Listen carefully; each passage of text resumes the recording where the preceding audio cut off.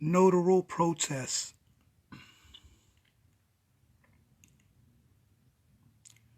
For notarial protest purposes, UCC 3-505, evidence of dishonor, same as ARS 47-3, 47-3-3505. Now you're probably saying, what is this? What is all this? What is he doing? What is he showing us?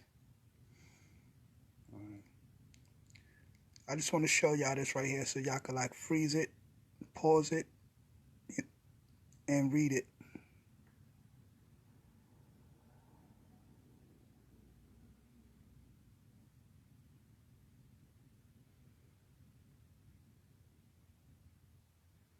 You know, what's highlighted is most important pertaining to this subject. So let's get into it. The subject, I'm trying to, give y'all a little time to get in the room, get in the chat, and, let me know y'all thoughts and all that so I could build with y'all on this topic. So now, what's the topic? The topic is notarial protest. What is a notarial protest? A notarial protest is when you're dealing with a court case, right? Let's say, for example, okay, you got some kind of charge against you. And particularly is dealing with default. Because I had a court case, you know what I'm saying? And, let me speak in third person, for educational purposes only. This is not legal advice. I'm not a lawyer. If you need a lawyer, seek a lawyer. And, as Brother Taze Doc always says, be advised. Because these so-called lawyers are liars. And they're not here to really help you get any remedy in your case. So the fact of the matter is that you're going to have to seek remedy on your own. One of the best ways to seek remedy that I'm learning and that I'm in the process of doing right now, and I didn't want to wait to the end of this to give y'all this information because sometimes this shit takes mad long and these courts be trying to drag shit out mad long. But as long as you get your information in, sooner the better, then you'll be in a better position. So I'm going to give y'all this info now because y'all could be using it now, you know what I'm saying, instead of me waiting until to see, whether it works for me or not. So anyway, the purpose of this notarial protest is like, when you say there's a person that had a court case and they missed the court date for the trial and they were placed in default. So now you're looked at as now you're in debt, you're the debtor, you're in default, everything is against you, you can't really make no moves because you're in default. They're looking at you as the bad guy. So how do you turn the tables? Because this is chess, not checkers. So everything is chess. And in chess, there's tensity in a chess game, but you can turn the tables in one move. And what is a move? Even in court language, they say a move, the movement, the moving party. The moving party is the party bringing the action, the party moving the court to do what is requested within the petition or the motion or the writ or what have you. So now, let's read this here. Okay, this is coming from UCC 3-505, evidence of dishonor. The following are admissible evidence and creates presumption of dishonor of any notice of dishonor states. Y'all can read all of that because I ain't trying to, y'all can read, y'all can see, y'all can pause it and all that and read it if you need to. But I'm going to get into the highlighted parts of what I highlighted because this is pertaining to what I'm dealing with. So now it says, this is UCC 3-505, subsection B, which says, a protest is a certificate of dishonor made by a United States consul or vice consul or a notary public or other person authorized to administer oaths by the law of the place where dishonor occurs. It may be made upon information satisfactory to the person.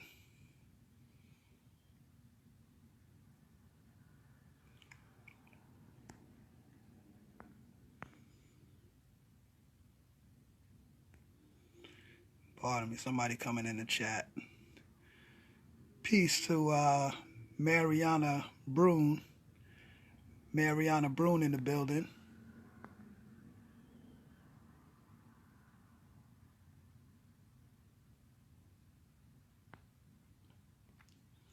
Yeah, so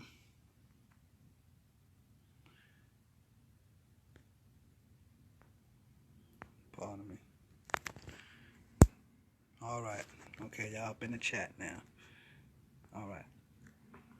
So it may be made upon satisfactory to that person. The protest must identify the instrument and certify either the presentment has been made, or if not made, the reason why it was not made, and that the instrument been dishonored by the non-acceptance or non-payment. The protest may also certify that notice of dishonor has been given to some or all of the parties.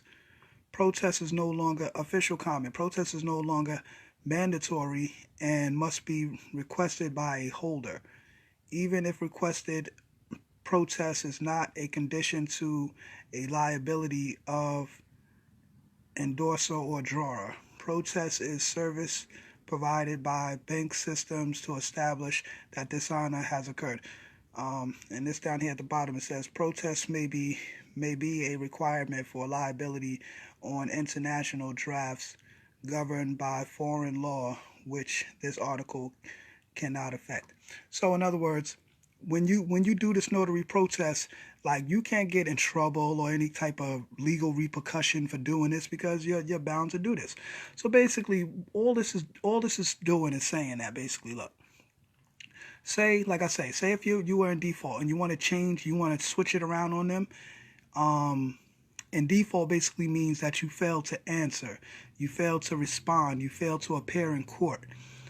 You fail to respond to an action by writing, by verbal objection, or by any means necessary to create a factual dispute. So basically, so now how you flip it around on them? Very simple. What you do is you send them a whole bunch of legal documentation. You send them, all this law stuff. I'm gonna show y'all some of my affidavit in a minute. All this legal stuff I'll be drawing up, at the library and all that. So, and that's how you bang them in the head. And, more so than, you could drop this science about you being indigenous and all of that, because that helps you out too, because they have no rebuttal to that. Like, you're gonna tell me that I'm not indigenous? You're gonna tell me that my blood is not in the soil of this land? You're gonna tell me that my ancestors wasn't here long before any of your asses hopped off the boat and started pillaging the native people of this land? You gonna tell me that? Okay, so shut the fuck up. You can't disprove that. Part of my language for the babies or the young ones that may be watching. So now, what you do is basically you send them some legal documentation in the mail. When they don't respond, which they probably not going to do, because see what I sent this or pardon me, excuse me, what someone could do is send a lawyer a whole bunch of stuff that he can't answer or he can't respond to, such as like, where's the indemnity bond for this case? Where's the indemnity bond for the case? What I'm saying? What is an indemnity bond? Indemnity bond is a bond that the lawyers must. Oh yeah, what's this over here? Oh yeah, let me show y'all something. This what I be doing up here. You know what I'm saying?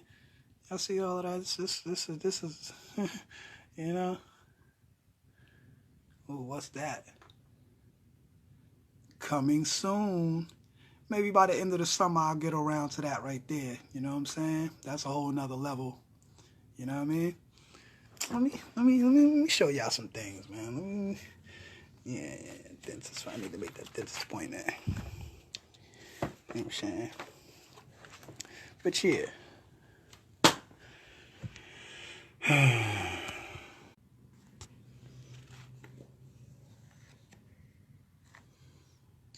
You know what? Oh man, another time. Cause that's so much stuff. I'll be over there for hours, dealing with that right there. So anyway, back to this, right? So the notarial protest. So what you do is you send them the notary and you send them your information in the mail. When they don't respond, usually it's like 30 days or 40 days. You know what I'm saying? As to when they don't respond, then they're basically in default. Different states, have different time limits or whatever for that. You know what I'm saying? Different jurisdictions or whatever. So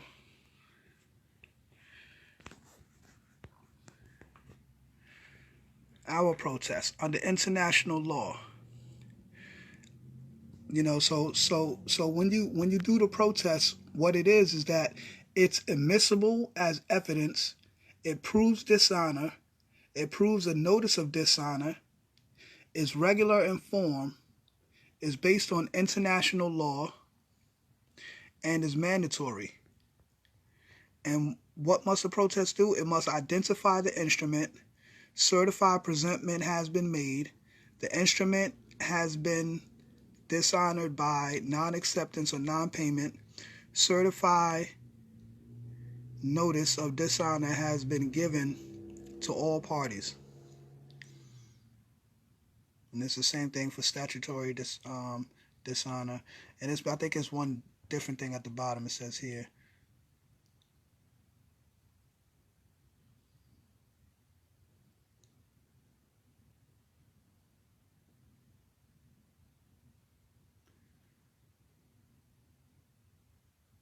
Yeah, it does not have to be signed. Can be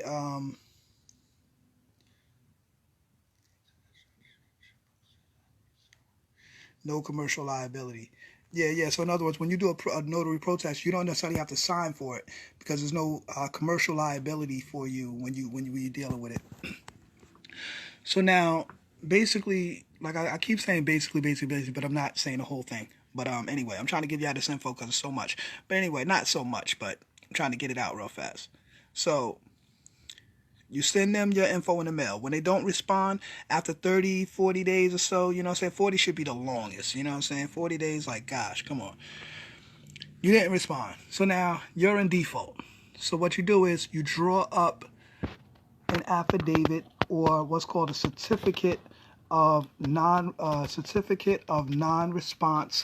non-performance. See, functions of a notary. Y'all can read that when y'all, click on that and all that. Here's some case laws. Back it up.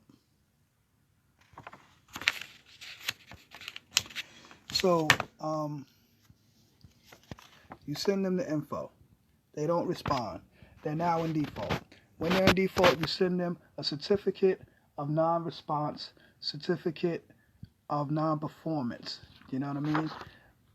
Which means like, yo, look, I sent you some info. You didn't respond. Like, what's going on? What's good? See now, what they're trying to do is like, for example, but I think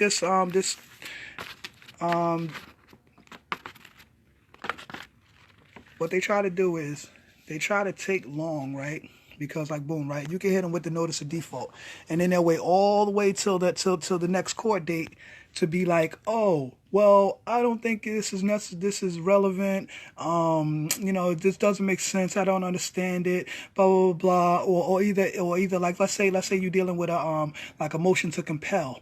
You want to compel them to answer certain information. Like I may have to do, dealing with with this dude if they try to deny this notice of default. Like, if you try to deny my notice of default, okay, now I'm going to compel the information from you. And now when I compel, you're definitely not going to be answered. And then being that you can't answer this compelled information, now you are definitely in default. There's no doubt about it, because they might try to give them little grace periods and say, oh, well, he needed time to get these information together and blah, blah, blah. So we gave him some time extension. The court is going to be lenient on the lawyer, because understand this too, y'all. This is all conflict of interest, because the lawyer as well as the judge, they all work for the Bar Association, and they're all employed by the state. So being that they're both employed by the state, they're basically on the same side. They work for the same entity. So it's like basically the same company against you, as they say, the state versus y'all both work for the state. The judge and the lawyer, they both work for the state. So that's a conflict of interest. You guys are on the same team, but you say like, oh, we're not in conspiracy to work together against you. Everything is fair and everyone's equal under the law. Oh, really? Yeah, that's a maxim of law, equal under the law. And in a minute, I'm gonna get to those maxims of law, so you can really see how, because I threw those up in my notary protest as well, because that kind of helps define, define the purpose of what you're saying, as far as the whole them being in default. And remember, default is when you're in non-response, when you did not respond, you did not appear, you did not dispute anything. You know what I'm saying? Because there's like 4 elements of contract law. What they say is first aspect is offer and acceptance. Or no, part stuff is like 4 things you can do to respond. Oh yeah, where's the other paper? Okay, because what you're doing now, this is what's called a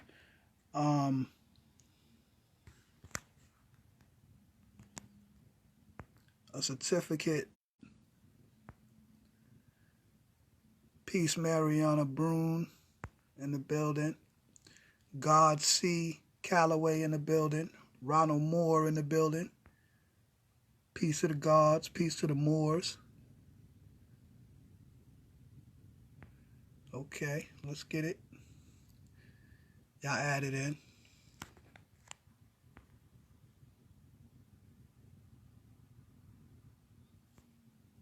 Okay. So yeah, certificate of dishonor. What is a certificate of dishonor? It's a notary certificate of dishonor within the within the Uniform Commercial Code, UCC. That's what UCC stand for, y'all. When y'all hear UCC, Uniform Commercial Codes. Uniform Commercial Codes is a process called Notarial Protest, also known as a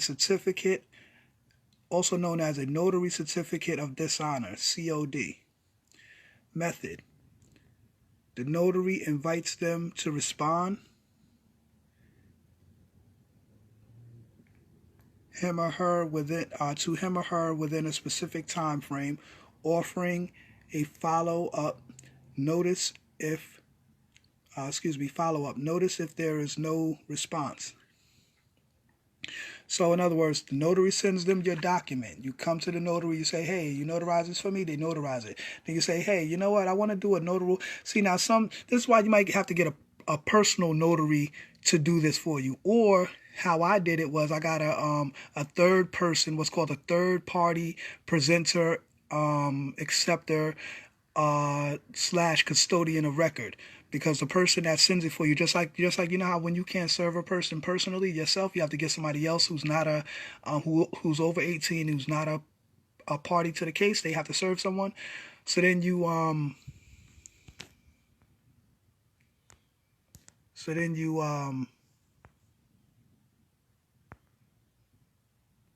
peace, beneficial marshal in the building. You know what I'm saying? What was I saying? Oh yeah. You get somebody to serve, and you see that CPLR. 3211, 10-day extension to answer receipt of a court order. So what I'm gonna do is I'm gonna take this notarial protest. I'm gonna attach it as an exhibit to the affidavit that I draw up, or declaration that I draw up, stating the fact that they're in default. And basically I sent them these documents. They didn't respond. Being that they didn't respond within the time frame requested, they are now in default. Being that they're now in default, I'm sending them the certificate of default, or rather I say the certificate of dishonor. You know what I'm saying? Like I said, y'all could pause that and read that.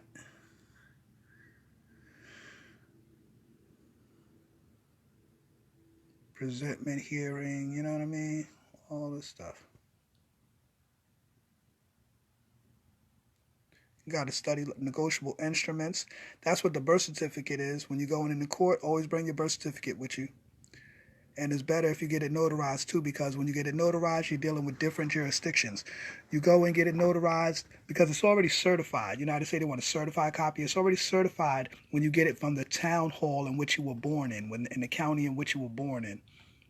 You go to your town hall, you get that certified copy of the birth certificate.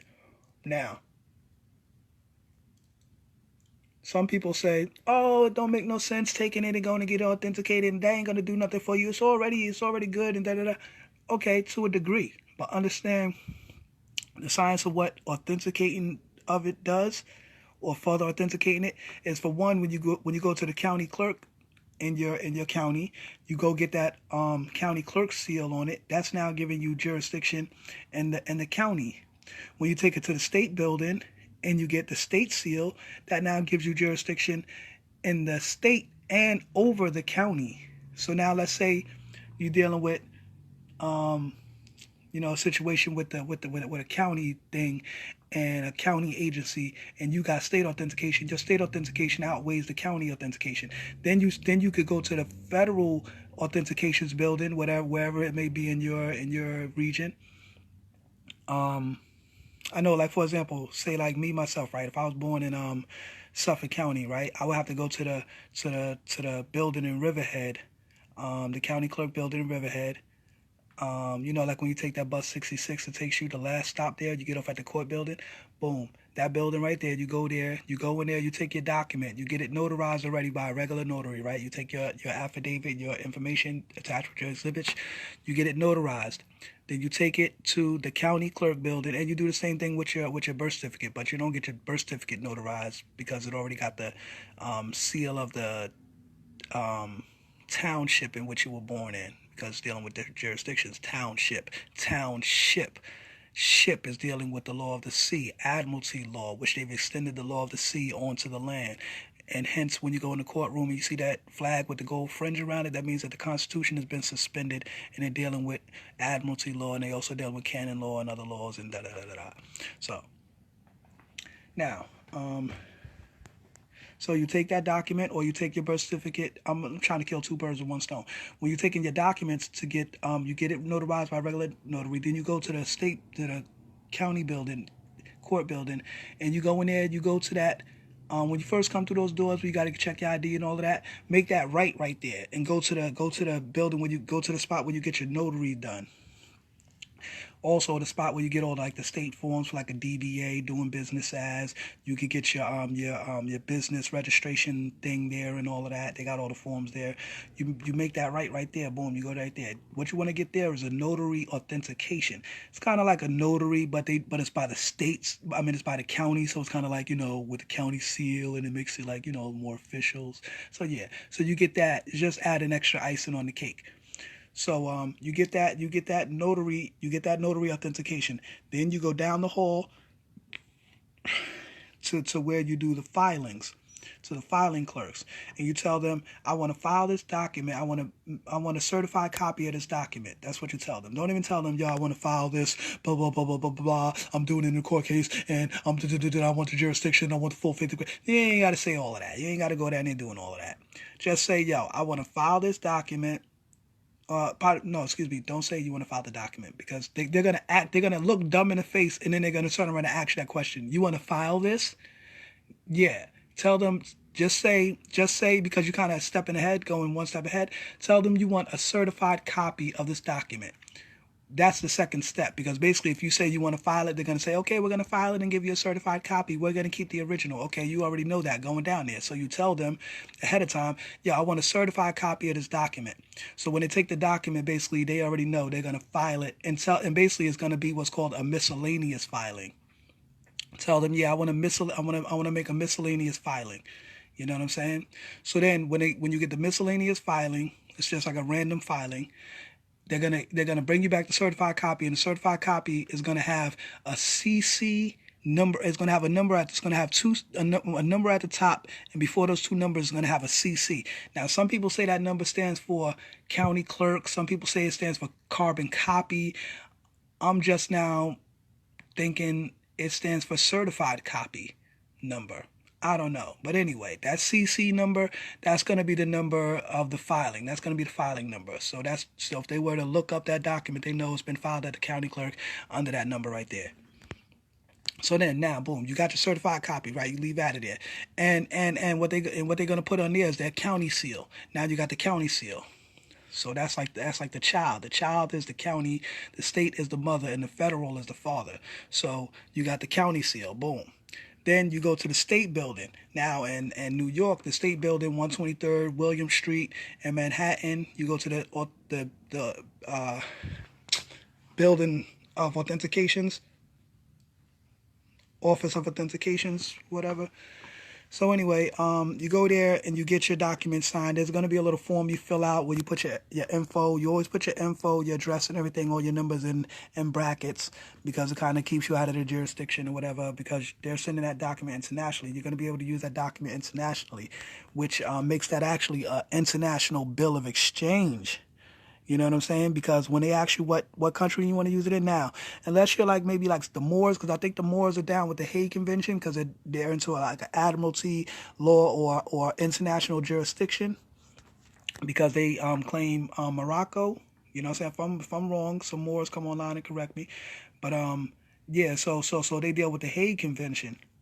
So that's like certain states that have their international jurisdiction, and they're bound by those international laws. But you want to use a country outside the Hague Convention. Usually people would use like Taiwan or Haiti or Jamaica. You know what I'm saying? So boom, right? So you put like Jamaica on there, you put Taiwan on there. You know what I'm saying? You could do that, right? So. And remember, once again, this is not legal advice. It's for entertainment purposes, educational purposes only. I'm not a lawyer. It's not legal advice. If you need legal advice, you should seek a lawyer, blah, blah, blah, and, see how that goes. However, I'm just sharing information of what I know, what I've learned. Look, this is right off the internet. Anybody could Google this basic information. So, anyway, I'm just sharing my information and giving my interpretation of it. If that's illegal, then hey, I don't know. But anyway, so boom. Now you want to take it to the state level, get that state seal. Now that state seal, when they put that thing on there, now basically what they're doing is they are certifying each step.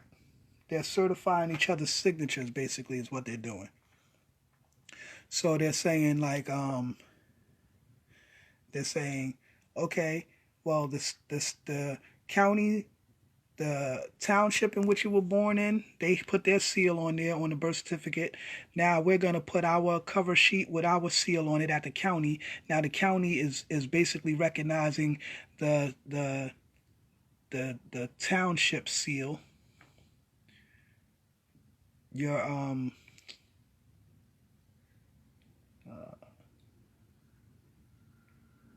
what do you call the I'm bugging. Yeah, it's a township, yeah.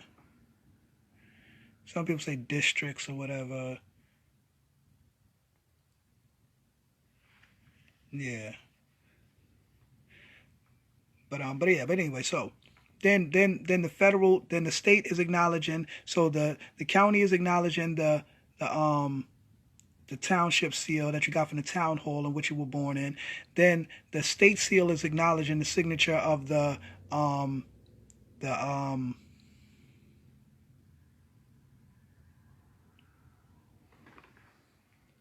of the county, the state is acknowledging the county signature, the federal is acknowledging the state signature. So basically they're just like, chain of authority. They're all acknowledging each other's signature and saying that this is a certified copy of this is a certified copy of this certified copy, all the way from the township to the county to the state to the federal. You know what I'm saying? The township is a given because it's, like I said, anybody could just go to the township, get their birth certificate, and hey, you got a share of the equity of the estate, because that's basically what it is.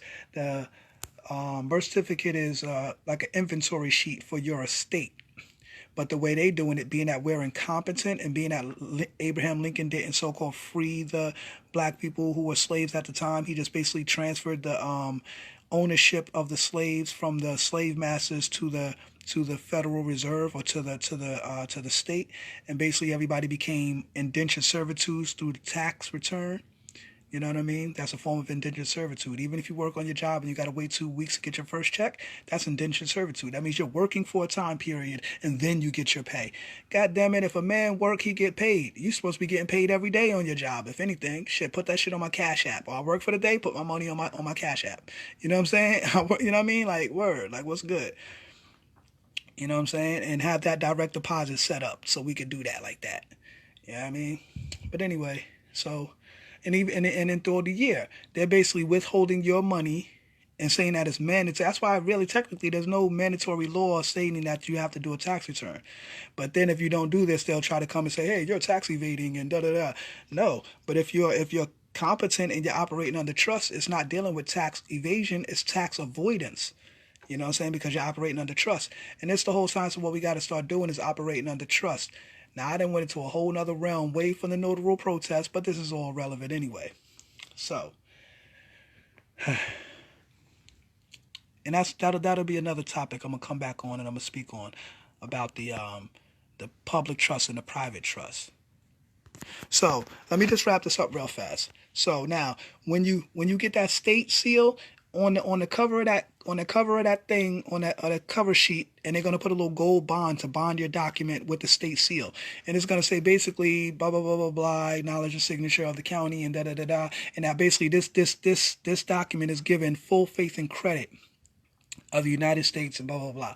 Now, what full faith and credit is dealing with, some people think full faith and credit is like, oh yeah, like a credit card, I get credit and I get perfect credit and I could no, it's not that.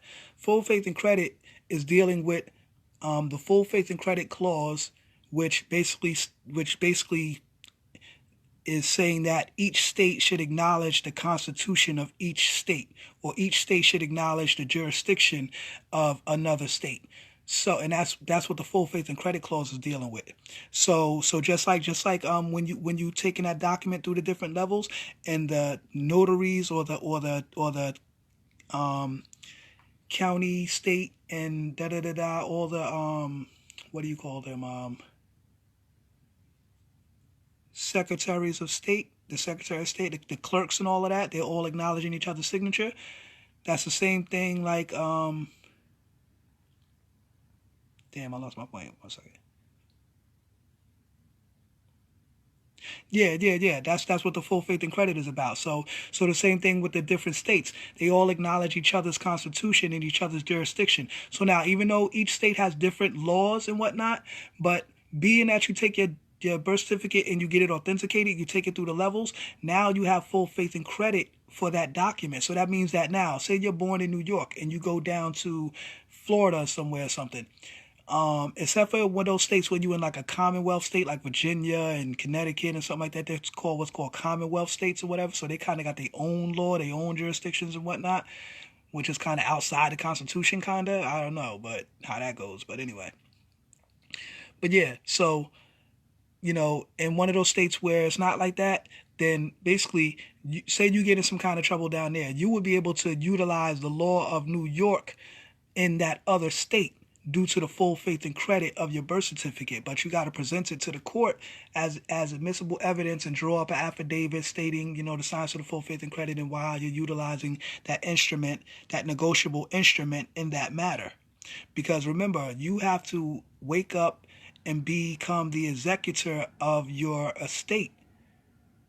We are considered incompetent by the government, and this is why they are basically administering our states, because we're considered to be incompetent.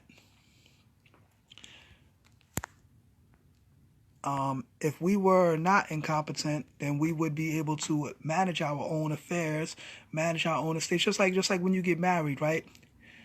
Now what they do is they merge the man and the woman. They take their social security accounts and they merge them as one account. They take their estates and merge them as one estate, and then they give the man, as head of household, basically like the control over that estate. He can manage it. Like, so say for example, if you're a woman and you were married to a man and you got divorced from him, or not necessarily legally divorced, but separated from him, he could still be using your name and filing for you on his taxes, even though y'all not together, and even though he's not taking care of you and this, that, and the third, he could still be filing for you and getting paid off your name. And then when you file you won't even be able to file your tax return and whatnot. You'll just be working and being a damn slave because you're tied to his estate. You know what I'm saying? He's the executor of that estate. Now, let's say if he would have passed away, and it's not to make y'all give y'all, because see, white people do this, man. They learn about this information, and this is why you hear about those stories like, oh, they killed their parents because they want their parents dead so they could get the estate money and all that. You know what I'm saying? You got evil people out there, man, but this is not information for people to do wrong things. This is information for us to understand how to manage our affairs, you know what I'm saying, to be responsible and be adults. Because this is the whole science of why we're still as slaves, because we are, quote unquote, incompetent, and we are behaving as grown children. And this is why, show and prove. This is why, and this is how the state sees it. We already know when a child is born, the mother and father unknowingly sign that birth certificate. The father signs acknowledgement of paternity. That's signing your child over to the state, and then the man is now obligated to pay child support, because once he signs that certificate, he's now obligated to pay child support. He signed a contract. However, know about this, that, and you could watch the Amun Ra, the god of Amun Osiris, the god of law.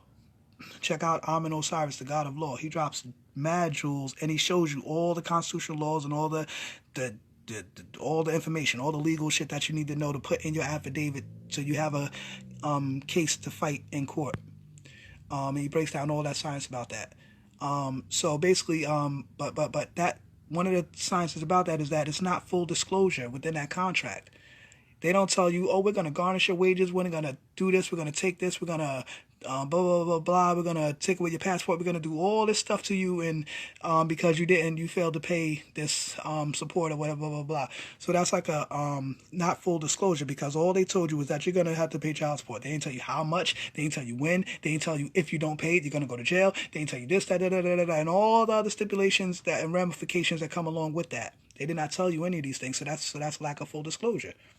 And when you get the state, the person in court who's claiming to represent the child support agency or whatever, blah, blah, blah, you put them on the stand and you say, here, take this acknowledgement of paternity, and you say, is this the contract in which you wish to hold me liable to or obligated to, as far as paying support for my offspring, which I had naturally and which I had privately in my own private capacity, which I can take care of in my own private capacity. But anyway, is this the contract you're saying? They'd be like, yeah, you signed it in the hospital, right? When you had the child, right? Yeah. Okay, so show me on this knowledge of paternity where it says I'm going to be garnished for wages, I'm going to be this, that, my license going to be taken, my passport going to be taken, I can't travel out the state, I can't do this, can't do that, blah, blah, blah, blah, blah. If I don't pay this, going to be put in jail. Show me where it says any of that on this document. And it doesn't, because all it does is shows that one little small print line that says under where you sign your name, they got little small print under there that says you are obligated to pay child support, da da da da da da. They put it in a little small print, right?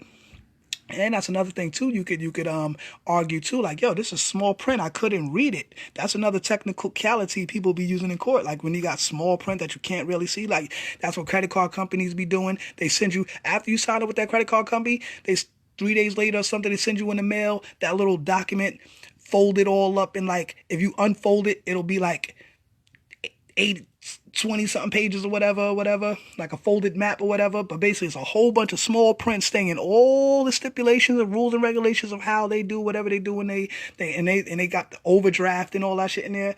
That's how they get you with the small print. But you can dispute that upon ineligibility. Like, yo, this is ineligible. I can't read this.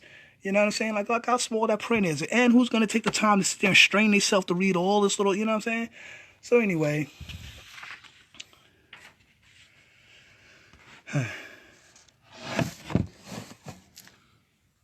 Yeah, part of self, y'all. I'm going to take a break, and I'm going to come back, and we're going to build some more on this, y'all. Peace to the family. I love y'all. Peace.